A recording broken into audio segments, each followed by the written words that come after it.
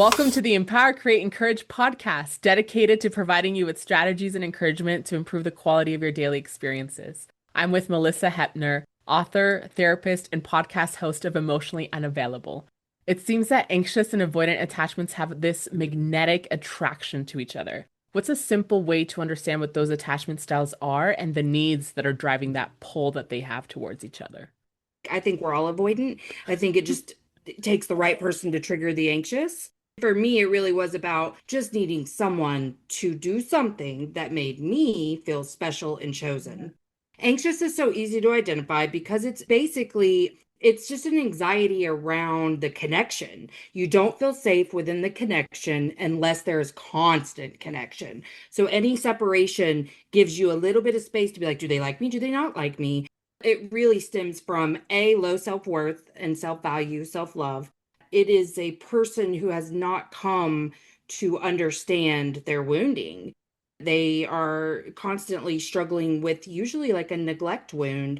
Everyone in my generation and older having zero people to walk us through really pivotal emotional developmental milestones.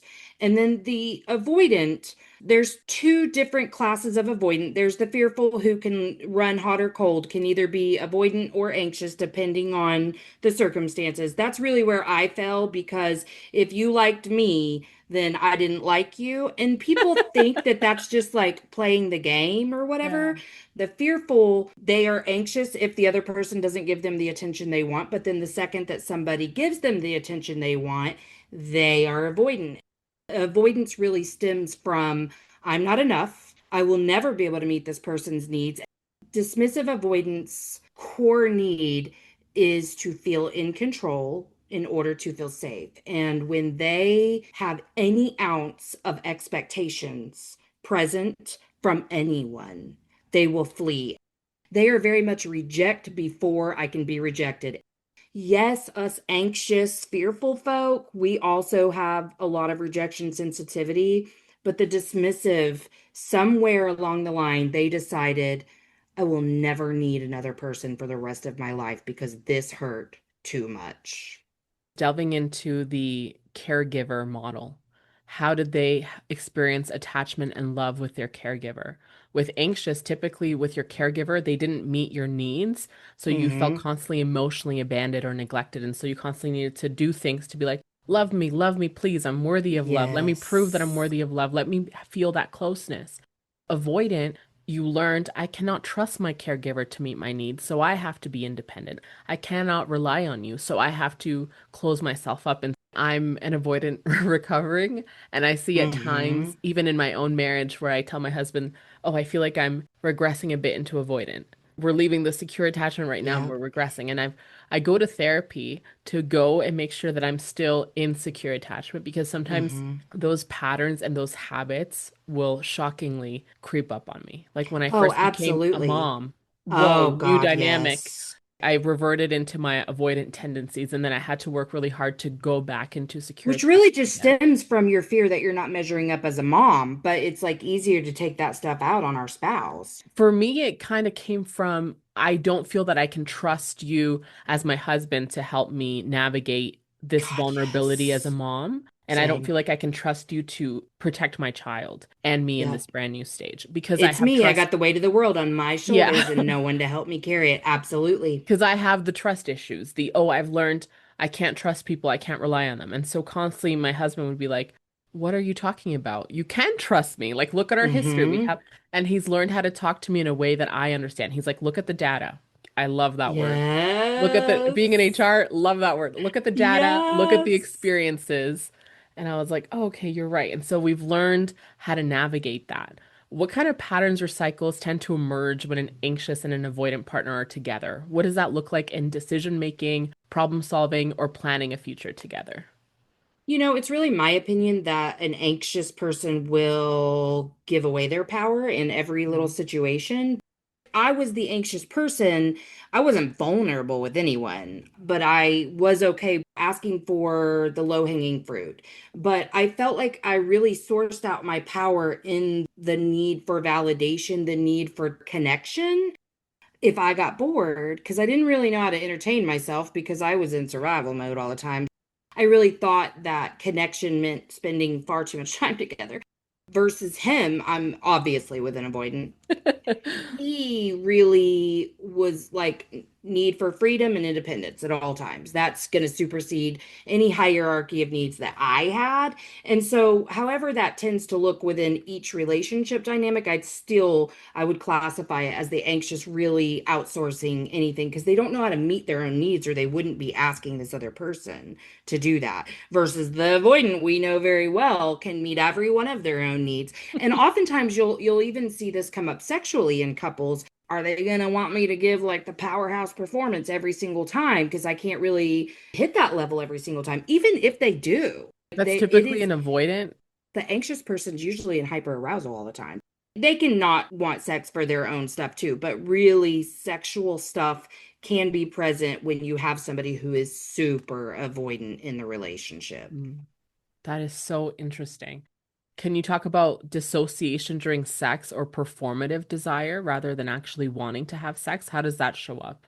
That is really common with the anxious person because I went through this thing my entire life. Like, I didn't feel attractive until my 40s. Like, I was literally like, I am ugly. I didn't feel as good as I was like, no, I am ugly. You Which know is what I wild mean? because you're stunning. Like you literally hopped on the call and I was like, you're so beautiful. Like I'm so happy you're here. I had no self-esteem at Mm. all. I married somebody who was avoidant and didn't want sex, and I was always trying to have sex. So when we got divorced, the first time I'm like at a bar and someone wants me for that, oh, it's on. And I felt like I had to perform at porn star level. I didn't have orgasms with not one of those men, not one. But I still enjoyed the experience a lot because it was giving me validation that I could not get anywhere else. I wouldn't say dissociation was something that I really dealt with, but because I was real laser beam focused on the fact that I had to perform like a porn star. And I believed that wholeheartedly. That's a really common experience with us little anxious folk is we don't know who we are. Every single thing we do is like cosplay. Everything. And then And it's seeking especially something validation. like, yes, Yeah. absolutely. How can I find love? You hit the nail really well earlier by talking about the caregivers of anxious versus the avoidant. Avoidants really, they were neglected physically, like their parents were just gone. Like they were generally not there and they were parentified at a very early age.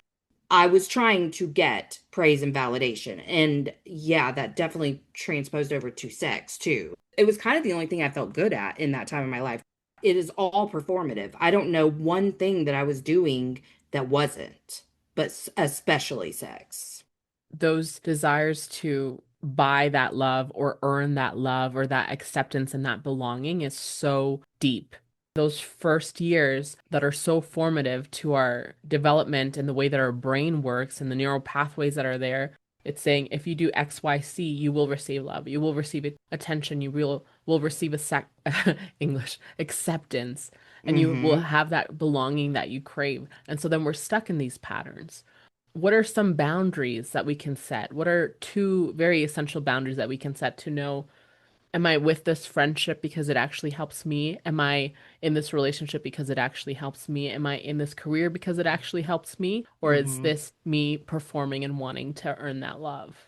I really had to ask myself that exact question. I had to say, am I doing this nice thing because I want to do it or because I want them to think I'm a good person? Mm.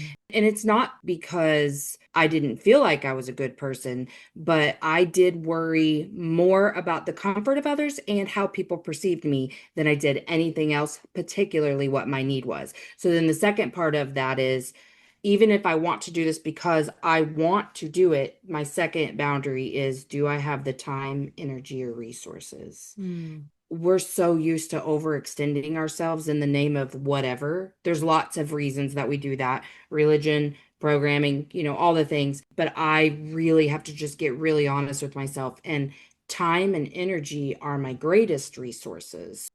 A lot of times I see that I will over deliver and kind of run myself to the ground. My husband has helped me a lot with learning how to navigate those boundaries so I'm not running on empty all the time. But do you think that's a That's good. common thing in avoidance, or where do you think that stems from? I don't know that I would say that's exclusive to avoidance. I just think that's a trauma response. disconnection that's created from our bodies and our self, like our true essence of who we are. It happens at different ages for all of us, depending on the level of trauma that you experience. But I think for me, it happened very, very, very young, just because I was like in the hospital by 2 months from neglect, like failure to thrive because they weren't like taking care of me. And I don't think it's because like they didn't care, they just were really jacked up on drugs. How can you set a boundary if you don't even know like What it what is. you need as a human? Now, I'm sure you're really good at being like, I need a freaking nap, or oh, it's been a minute. Like, I'm going to snap if I don't eat, things like that. But when you're really disconnected from yourself, you don't pick up on cues like that to know what you need when. So, Yeah. yeah, I mean, you're constantly like pouring from the empty cup because you don't even know where the fill line is. A really helpful thing that a therapist told me, because I didn't really learn boundaries until 2019. He said, we need to learn about boundaries. We need to learn about leaning in with your emotions and feeling what you're feeling instead of just avoiding that uncomfortableness. And the third thing we need to learn is before you're going to go and do something self-destructive because you don't like what you're feeling, we're going to talk about halt. You're going to ask yourself, am I hungry? Am I Mm-hmm. angry?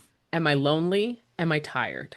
Hungry, I would also add, am I horny? Because sometimes we are Yes. feeling those emotions and then we're driven to these very unhealthy regulating mechanisms. What's a Yep. healthy way that we can regulate ourselves? And then what's a healthy co-regulation technique? All of us have no idea how to experience a feeling until you've gone to somebody to teach you how to experience a feeling, because our brains are not designed to feel. They're designed to keep us alive. So they can thank you into a real good thought spiral any day, anytime, but that's not feelings. And so a lot of times we're like, well, I feel, no, baby, that's your thinking. You're thinking because you would feel it right here if you could feel it. Regulating starts with your physical needs. That's a hierarchy of needs. When I worked with kids in a school, if they just came in from recess, we're going to go cool our body temperature down. Water is the first thing I'll reach for. Like, oh, I probably am not hydrated. So, meeting your physical needs first, whatever that is. With practice, you'll get really attuned. Tired and hungry combo for me, lethal. Everybody in this house knows. Like, we have just got to ignore her because she is tired and hungry.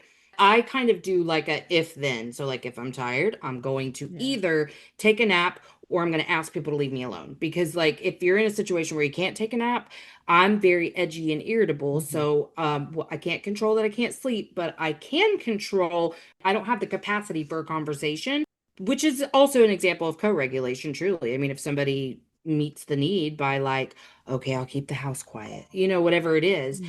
depends on what you're needing. Check in. Like, if I'm lonely, how can I feel less alone even by myself? Because what would happen to me is that I used to register boredom as loneliness and self-sabotage. Baby, I'd get on Temu spending hundreds of dollars, like entrepreneurship has thankfully like curbed all that for me because I got no money for stuff like that now. Before, I had plenty of money to just spend all day on my kids, on myself, whatever, and I really numbed a lot with that. So like I'd be bored because I had reached the end of the TikTok algorithm. And then the narrative that would come up without me even realizing is like, I'm lonely, and I'm lonely because nobody wants to spend time with me because Mhm. I'm too much or not enough at all times. I've had to learn in times of like chemical depletion where either I've done really exciting things that, like, even after interviews like this, I am so happy and so energized, but what goes up must come down. And so, like, I'm releasing all kinds of really happy chemicals right now, but 3 hours from Just talking now, to me. yes, Aw. baby. But 3 hours from now, I will come down. It is a law of physics. There's homeostasis. So when you do exude a lot of that stuff, then you're going to come back with some stress hormones or some tired hormones, whatever. And so I had to learn how to deal with that. And at times of chemical depletion, I just know I either need to rest or do something that's fun but real low energy. Like I like to play solitaire, anything that'll give you energy to just get back to baseline. Am I above baseline hyperarousal or am I below baseline hypoarousal? If I'm really low energy and I'm feeling like maybe I'm depressed, which oftentimes it isn't a true depression, it is the fact that you are low on chemicals like dopamine, which will give you the energy you need, and you don't know how to control your brain. So like Mm. it's feeding you these like nasty thoughts. So you're leaning into that. That's what happens to so many of us. But if you're at those chemical lows, you just need a little boost. You got to get a little dopamine. With kids, I do zones of regulation. So if you're in the yellow zone, which is kind of like electric, if you're feeling any electricity in your body, you need to do something to bring you back down, Mm. which is rest, walking, dance party. I love a 30-second dance party, either for lows or highs. Just getting some jiggles out or getting some energy. Dance Monkey is an excellent song to dance to. So is I Got the Magic in Me. It makes me so happy every single time. So just things like that where you just got to get to baseline. That's all this is a bunch of chemical reactions that we're assigning a lot of morality, meaning, and emotion to. That's so interesting. Do you have a red and green zone as well? This program is called Zones of Regulation. So, like, I didn't invent it. Blue is droopy. That's what I always told the kids it because you can remember. So, sad, sick, or tired. Hmm. Yellow is what I told you. That's anxious, nervous, happy, even like you're excited, but you're just like, oh my God, but you're buzzy. You know what I mean? Yeah. Green is where you want to be. And then red, what do you think red is? Really angry. Yeah, yeah, which I used to live in all the time. Yellow, if you don't take care of it, will lead you to red Mhm. because all of that little energy, if you're not expelling it in a healthy way, it just builds and builds and builds Yeah. until you're like, Is it possible that yellow could also re lead you to blue where you get very Abs sad? absolutely, because have you ever had that where you just got way too excited about something and then had this complete down afterwards? That's the kind of stuff that I used to be like, maybe I am bipolar because I was just so excited. But it's like you just pushed on your gas too much. It's like burnout, like you've been in the car and you flooded your car with gas. Where I've experienced that is in postpartum, where I'd be like, "This is so beautiful. I love it so much." Start sobbing for no reason. Yeah, I oh, really you cannot love judge a postpartum hormone. I really, really love the zones of regulation. I think that's so wonderful. Like one of my favorite things to regulate myself is moving my body. So that's like working out, doing squats, going on a walk, following a workout on YouTube, or dancing. I think that's so fantastic. For co-regulation, I love hugging with my husband, dancing with Mm, my husband, or even something like cleaning the kitchen or cleaning the house. Because I yes, can't, together. Yeah. yes, together, and it feels like you're working together or you're cooking together. That feels so nice where we're doing something together. And then obviously, sex is a wonderful co-regulation technique. I don't know if Girl, that's like yes. a good thing to do because someone said to me, like, you shouldn't try to fix problems with sex. And I'm always trying to like understand Yeah, that but sex line. is a What is that problem if you're line? not getting it and you want it, okay? If both parties want some sex, that's hierarchy of needs. It's a physical need. We got to meet that before we deal with emotions. What is that line then where you're trying to solve something with sex or you're connecting? I think solving something with sex would look like energy of that. And the way I picture it is I feel sad. Mm, Why do I feel sad? Who knows? Who cares? And then it's like a manufactured energy because you've well, really, this is all anxiety is like avoidance of feelings. And so you jump to your brain mm, and you start overthinking. But then what's the next step? Well, I don't want to think about any of this. So I'm going to avoid with sex. It's almost a manufactured arousal mm, because you got your brain all in a tizzy, which that is what arousal is. Your intent with the sex is to avoid versus I'm feeling a little disconnected from my partner and also horny. I'm needing touch. I think identifying that as a need is really important. I need to feel connected right now. yeah. How is sex any different than a hug in that way? Like to identify, I need this, as long as it's not like coming with a bunch of pressure or the other person is on the same page, I think you're good. That's such a great way to identify it. Am I wanting to have sex with my partner right now because I want to avoid feeling something, or I'm trying to have this be the band-aid solution to our problems? Or am I looking to connect with my partner? Am I looking to have a good time with my partner? Have I been thinking about how sexy my partner is and we're gonna go and have Right. sex? Yeah, I especially love like if that. you're planning a date. A good check-in is how do I react if I can't get it when I want it? Oh my Because gosh, that's, before it was yeah. hateful. You know what I Yeah. mean? Am I feeling angry? Am I feeling rejected? Or do I understand, oh, he or she are tired. He or she have other Right. things that they need to focus on. They're just not in the mood. They want to take a bath. And that is such a great way actually to understand where is this coming from? Is this Yeah, because collaborative or is this just me? yeah. If you're a person who is really open to being curious about your thoughts and your hormones and your emotions, then likely you're wanting sex because it's a normal human response to want sex. Mhm. And even sometimes when you're just a little blue, like sex sounds nice, I think that's Yeah. fine. You'll know you're in a bad zone if the idea of not getting it when you want it is like sending you to the red. That's what I Or did even every to time. the blue, spiraling you down, Yeah, like, nobody I'm not loves worthy me. of It's because I'm love. overweight. Yeah, I'm Mm-hmm. hideous, rejection, we don't have a good marriage. That makes so much Mm-hmm. sense. I think a great thing to have as well is the differentiation. Different, how do you pronounce that? Differentiation, you were there, yeah. Differentiation. Thank you. So the biggest thing that it has taught me that I love is that because before I used to assign so many different meanings to things. He Mm-hmm. did this or he didn't do this, it means X, Y, and Z. He doesn't love me. We don't have a good marriage. Things are falling apart. And it can be so hard to understand anything, right? Whether it's let's go for a walk together, let's work out together. And it's like, no, I don't want to go for a walk right now, or I don't want to work out with you right now. Oh my Mm-hmm. gosh, the meaning now. You don't love me. We don't have a good marriage. This Every isn't a time. real partnership. Why is this happening? And so How come learning, my needs never get met? yeah. So Yeah. learning that differentiation of you can have different needs and desires at different times, and it doesn't necessarily mean that there's something wrong with your marriage. It's just part of you grew up in different households. You grew up learning different things. One of the Well, and you have different hardest needs. Yeah. One of the hardest things that I found is that when you don't have a good model for what a healthy love is, it's so hard to allow yourself to accept and Mm. feel that love and for you Yeah. to give that love. For people that Yeah. haven't had that kind of model, what powerful step can they take to more secure attachment? I was a person who fully believed that I loved every single person in my life far more than they loved me. That I was on the periphery of every relationship.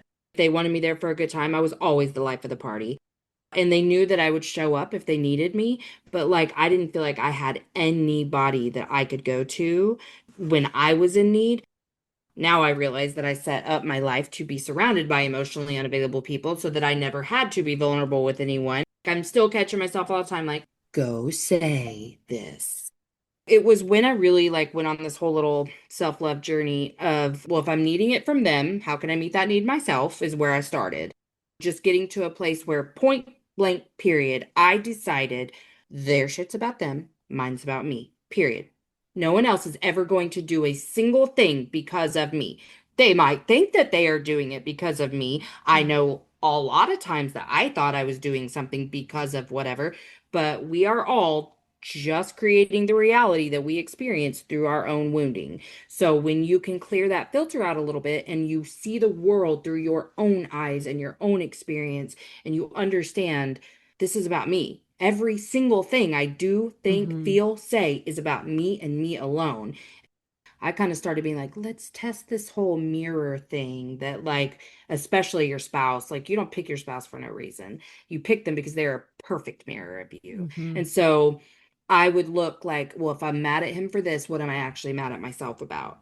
He didn't clean up a mess. Why am I mad at him about that? Or in general, I'm judging him because he's a messy person. Why am I judging that? Oh, I'm not actually judging that. What I'm actually ashamed of in myself is that I can't do every last thing that needs to be done in this house by myself because I was raised to believe I should. I just said, oh, okay, let's turn that mirror back on me. What am I needing?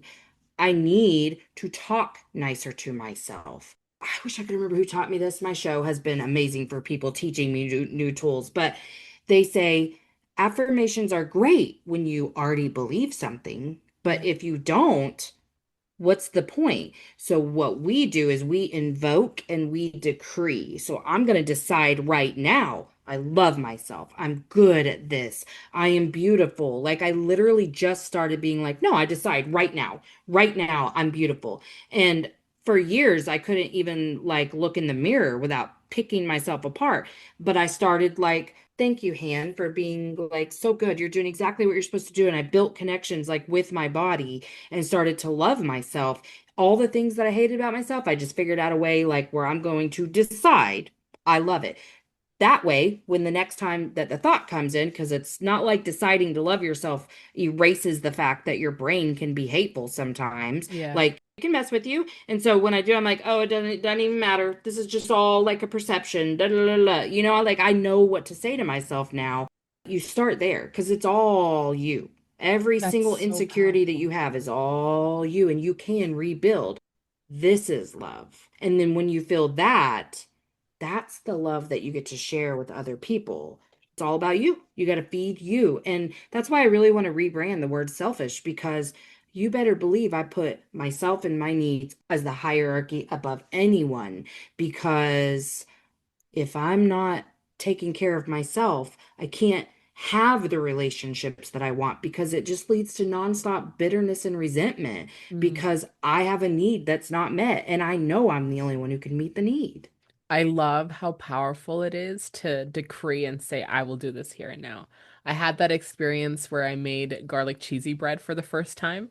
I'm not someone that can follow recipes very well. I feel very constrained by them. My husband does everything perfectly. He will follow it to the letter, flip in 10 minutes, code and blah, blah, blah. He will do that. I will not. I'll be like, ah, you're all getting tossed in at the same time. Let's hope it turns out How great. very avoidant of you. The expectation of the recipe is too much for you. I get it. I just feel confined by it. I'm just like, Hmm. why? Like, I don't care about this enough to follow the 10 steps That's that's my listed on husband. this I recipe. love it. I love So then it. he does it perfectly. So I let him do that. But then I wanted to surprise him with garlic cheesy bread, homemade. And I looked at the recipe and I said, I'm gonna be a person that can do this. I'm gonna make this. And I made it and it was actually delicious. And that made me so happy. Oh, I And love then that for you. the other day, 2 weeks ago, we had this trip planned, and I've been so excited for this trip. And then I can't remember what I got upset about. And I was like, you know what?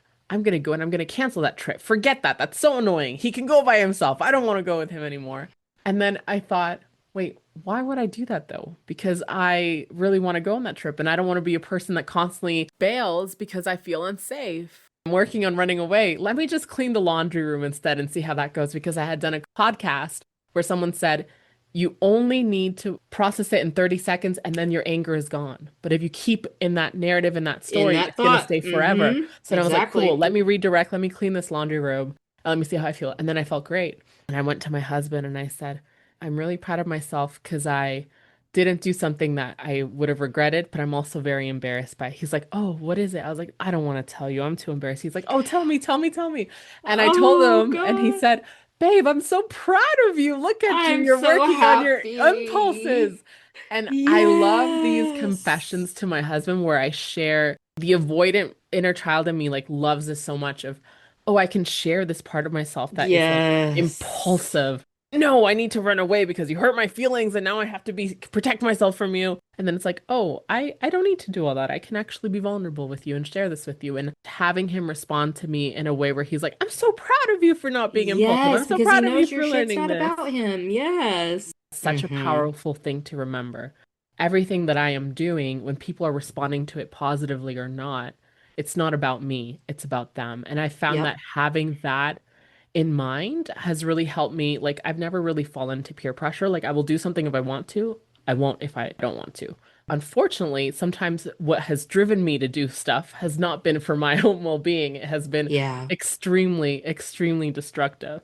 Which is so ironic because we're trying to avoid pain by doing these self-destructive things that actually causes more pain down the line. You talk about how we are all avoidant of pain. How does that show up, that desire to protect ourselves and avoid that pain? How does that show up in this anxious and avoidant pairing? How does that show up in terms of emotional intimacy and sometimes avoiding that? I think it just looks a lot like the anxious and the avoidant doing different things to confirm their own narrative that their needs will never be met, because the avoidant is going to continue to avoid and push their little anxious person away and will believe that they have to do that because they have to have boundaries with this anxious person, because they cannot handle the feeling that their vulnerability is to try to meet this need for connection. If they give up a little bit of that independence and freedom to meet your need for connection, it may not be good enough and they may get rejected. And they've decided forever ago they will never feel that again. Or Whereas the maybe anxious, even you will break their trust? Why would they Mm-hmm. make themselves be vulnerable? Like for me, that's the thing that used to play out. Why would I risk this when you're going to break my trust? You're going to let me down. You're not going to be there for me. So I have to be my own little island here. I have to Yeah, protect and myself I did here. that too. My husband knows I need more tenderness. Like I need soft, even if I'm behaving in a very non-soft way, I still need soft from you. And And isn't so, that interesting though? But doesn't that apply to so many different cases? A lot of times yes. we're barking at people and really we're just saying, love me, please. Like, just love me. I feel like I have to be strong and I have to be angry and mean and tough. But if you just show me that I can be vulnerable with you, my whole attitude will change, I promise. Right. When he stays the calmest, whenever I'm like, "Ah," you do nothing right or whatever. And he doesn't just like, I can't believe you just said that to me. And he gives me grace, which has really taught me how to give myself grace and then like offer that back. Or compassion is a good word for Mhm. it too. You soften up right away. I don't like to be touched when I'm extremely dysregulated. If Mhm. I'm blue, I love a hug. Come hug me, come cuddle with me. And he's gotten really good at kind of telling the difference. If I'm over here with my face all tensed up and my back's all tensed up and I'm, biting every word out to you, baby, that's not the time for a hug. You can still be soft and be like, Mama needs some food. And I'll be like, I do need some food. Thank you. And then now it's okay to hug me now. Hungry, horny, angry, lonely, or Yes, I'm tired. telling you. Everybody knows to feed Mama, though. They know. Something I do want anxious people to know though is, earlier we are talking about like we make it about them. Give me love, give me cuddles, give me sex. I know a lot of anxious people that I really love, and I've seen how a partner can help them or make it way worse for them. Mm-hmm. Anxious people are really saying, please love me. Please show me that I'm good enough to receive this Mm-hmm. love. And avoidant people are really saying, please show me that I can trust you and that you're not going to let me down, that I don't have to do this Mm-hmm. all myself. Being with a partner that actually helps you and understands you have needs, as much as you can regulate yourself, as much as you can meet your own needs, all of that. When you're in a relationship, there's still needs that need to be collaboratively met. There's no way to avoid that. But when you're with a Mm-hmm. partner that constantly is telling you, no, you're the problem, instead of looking at, hey, how am I contributing to this problem and how can I be part of collaborating a solution here? It makes everything worse. And so I do think that it does reach a point where you have to say, I need to call it here, Yep. and I need to either walk away or I need to call it and I need to say, okay, we're taking a good hard look at changing things moving forward because we don't want to operate in this way anymore. I can really get lost in this. Okay, let me go fix myself. Yeah. And then I never have to actually address this with him. There's a line there where it's hard to not be avoiding a confrontation or a conversation or ultimately vulnerability. And I think that the anxious person is also lacking that vulnerability piece.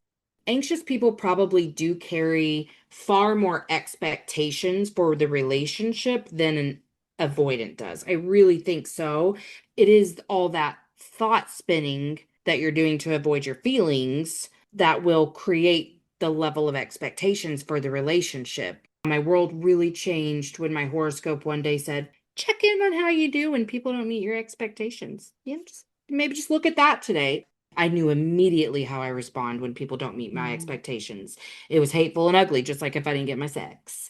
And it opened my eyes to the fact that so much of the conflict in my life was A, me, but B, because I created these expectations, which became like a social contract. And Yeah. like one of my big wounds is betrayal. And so when we're running around loving people in the way that we want to be loved, in our minds, we've created a social contract signed in blood, whether we're even fully conscious of that or not, or whether we've expressed any of that. And Mhm. 99.9% of the time, you haven't expressed any of this to anyone because it really is subconscious. It's just part of the programming that you received in childhood. That's where I really check myself a lot is what am I expecting here? Why? And is that fair? Were they aware of the expectation? That's really been the game changer for me. Ooh, and what have you experienced with avoidance and expectations? Avoidant is going to try to just meet their own needs all the time. So their expectation really is independence, freedom. I won't say anything because, you'll probably let me down. So like I don't even have to expect anything from you because I already know you're gonna let me down. They're pretty like, yeah, they do a lot to hurt themselves, but it's just because we don't ask for help. But like we're the anxious person, their whole thing is, well, we're all after the same thing, which is to just avoid pain. We don't want to ever feel the way we felt that very first time that our heart hurt, especially like betrayal. You know, the first time that you realize that your parent's not a superhuman who could, save you from a runaway train or a bank robber or lift the car off of you, whatever it is, that first time, that's the ultimate betrayal that all children face, however you come to that. All children will have that, and they have to learn to overcome that in their own way. For anyone who's listening, what's one thing that you want them to just remember from our conversation? One truth that you want to help them carry into their relationships to foster secure attachment? Life changes when you realize you don't have to fix yourself or try to get like better to this place that we've determined in our brain exists in like healed land or better land, whatever it is that we've decided is this place that we're going to arrive at one day.